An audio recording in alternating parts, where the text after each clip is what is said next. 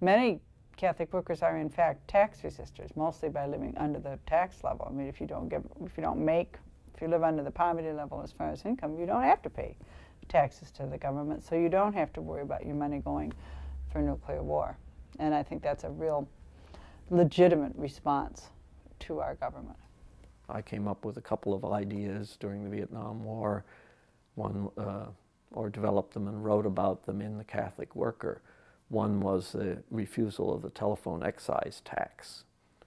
And the second was using the W-4 form to prevent the withholding of taxes from wages. Most tax refusers up to that time had been self-employed. They couldn't figure out a way to refuse taxes. The taxes were already withheld from people's wages.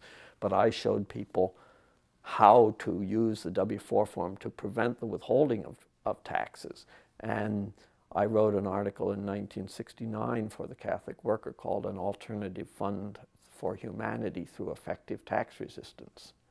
And Dorothy was a strong supporter of war tax refusal, and she put that on the front page of The Catholic Worker with a banner headline. The Catholic Worker is not tax exempt, never sought to be tax exempt, even though under the rules it probably would have been able to get such tax exemption. But the idea was we're commanded to do works of mercy and of goodness toward others out of a generous heart, and not because we're going to be able to write it off somehow. And that once there's that sense in your mind that you can also write this off, something has happened to your motivation.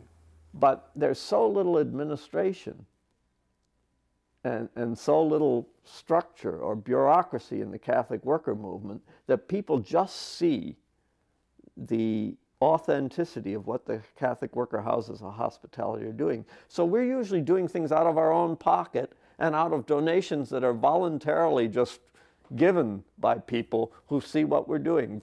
Almost no energy is spent on fundraising. Once a year, maybe you send out an appeal letter to the whole list, but that's about it.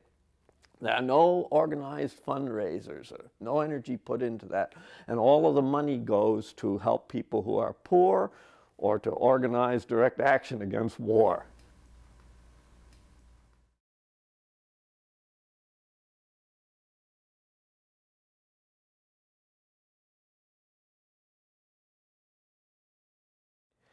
It was very substantial, a really gorgeous building, but the city decided that they would take it by right of eminent domain because the city wanted to build a subway underneath it, which would undermine its foundation, make it unsafe, etc. So they took the building and knocked it down and failed to make compensation for the building for several years. I think it was in the early 60s that they finally came across with a check. And that check was very considerable. It amounted to probably a third of the operating budget for a year. And Dorothy turned it down, saying, "This money is not ours. We cannot accept it because it is not ours. It is interest."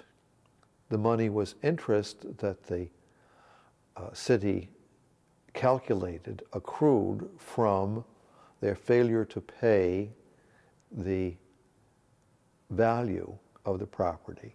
See, and Dorothy would take the value of the property, yes, but the interest on top of it, which amounted to quite a sum, she would not take, because the Catholic Worker, Dorothy, Peter, the rest of us, do not buy the theory that interest is okay.